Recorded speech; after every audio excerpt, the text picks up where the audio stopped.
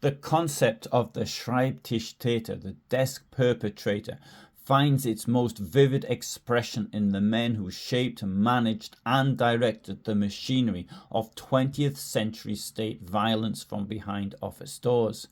These were individuals who seldom saw their victims, yet whose decisions determined life and death on an industrial scale. Their contributions were not measured in bullets fired or blows struck, but in decrees issued, transport scheduled, and regulations drafted. To understand the modern meaning of bureaucratic criminality, one must examine the careers of several emblematic figures, and that is what I have attempted to do on this channel. Of course, desk murderers as such have existed for centuries. The kings that passed their orders to councillors who passed them on to others and others and others until the order finally reached the person who would carry it out and get his hands dirty. However, as far as this presentation is concerned, I'm only going to consider Germany, that is to say Nazi Germany and East Germany, the states I probably know best. Of course, I could have equally done it on the Soviet Union and modern Russia for that matter. Crimes continue to be committed by that totalitarian Führer state. Adolf Eichmann stands at the center of this typology. As a mid-level SS officer with a background in clerical work, Eichmann rose to become the head of Referat 4B4 in the Reich Security Main Office, responsible for Jewish affairs and crucially for what was termed emigration and deportation. It was Eichmann's office that designed the administrative apparatus of the deportations to the ghettos, the killing centres in occupied Poland, and ultimately to Auschwitz. He calculated train timetables with mathematical precision, ensuring that convoys arrived on schedule and that killing operations at the camps proceeded without interruption. Though Eichmann himself didn't operate the gas chambers, in fact he probably never even used violence once, his work made the gas chambers possible.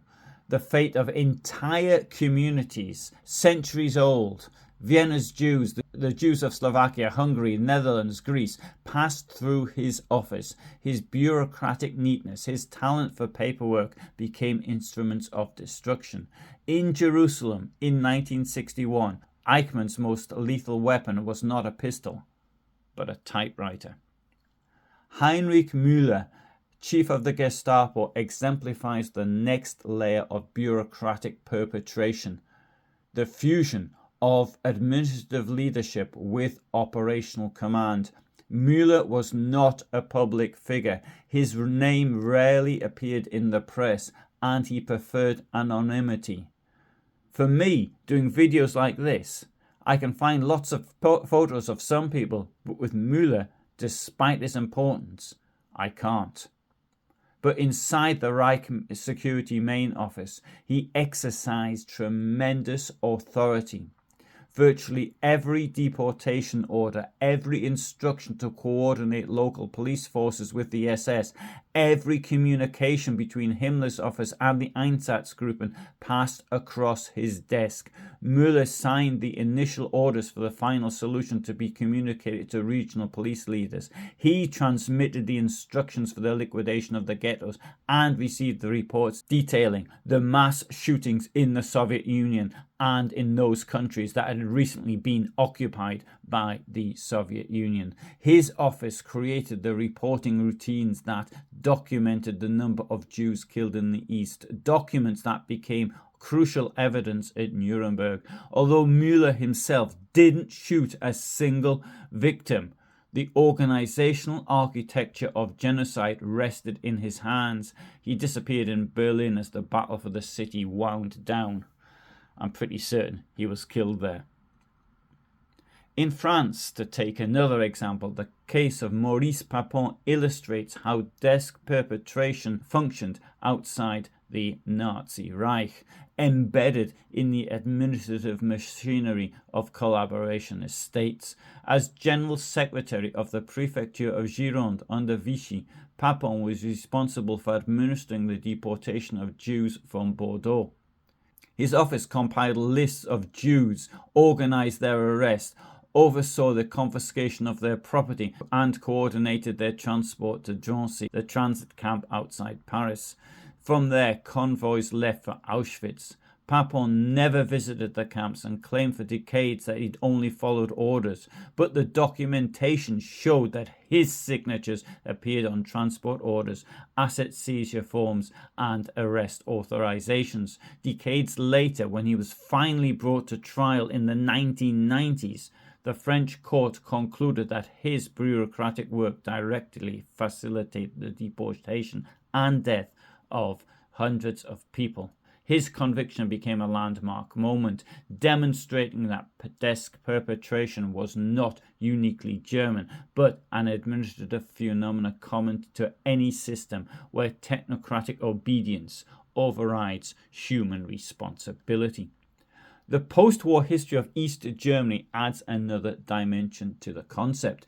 Along the inner German border and the Berlin Wall, the socialist state implemented a shoot-to-kill policy designed to prevent citizens from fleeing to the West. The policy was issued from the Politburo and transmitted through the National Defense Council, the Ministry for State Security, known as the Stasi, and the Border Troops Command. Senior officers and political leaders drafted, approved, and refined these orders. They calibrated rules of engagement, authorized automatic firing mechanisms, installed tripwire traps, and developed the legal framework that justified the use of lethal force against unarmed civilians. The only thing of which they wanted to do was to leave because of the economic incompetence of the very same communists who were ordering their deaths. The soldiers who pulled the trigger were often conscripts in their late teens, but the responsibility for the policy lay with men who never went near the border. In the 1990s, German courts confronted the question of whether these policymakers, Politburo members like Erich Hoenecker, or military bosses like Heinz Keßler were guilty as perpetrators. The courts eventually ruled that those who designed, ordered, and maintained the system of lethal border control were indeed responsible for the deaths it caused, even though they never fired a shot. Here too, the logic of the Schreibtischtäter applied. The crime originated in the office, not at the frontier. These examples reveal a common pattern. Modern mass violence depends not solely on individuals who commit atrocities directly, but on those who create the systems that make atrocity possible. Bureaucrats, administrators, and policymakers possess a different kind of power. They design the flow of documents, assign responsibilities, set targets, define categories of people, and regulate the mechanisms by which violence is carried out. Their crimes don't look like crimes because they resemble office work. They're just shuffling papers around. The danger lies precisely in this invisibility. Their decisions are padded by paperwork, masked by technical language, justified by legal forms, and executed by subordinates who appear to bear the immediate burden of action. In exploring the phenomenon of Schreibtischtäter, we can conclude that the modern state, especially in its totalitarian forms, makes it possible for individuals to perpetrate enormous harm without ever leaving their desks. It's a model of perpetration based not on brutality but on administration, not on personal cruelty but on organizational control. The clerks, planners, legal interpreters, logisticians, and departmental heads who oversaw deportations, executions, or border killings belong to this disturbing category. They demonstrate that the violence of the 20th century, whether it be Nazi Germany, whether it be Stalinist Soviet Union, or even Russia today, is not physical but bureaucratic, and that the pen can be more lethal than the gun. Thanks very much for listening to this video. So I've published lots of videos related to Nazi Germany and indeed East Germany. I've got lots of film from the former border of East Germany, something I find particularly fascinating. I upload every day with a shorts video, and there are documentary style videos like this on Tuesdays and Fridays, if not a video of me walking around somewhere. For example, walking around on the former East German border.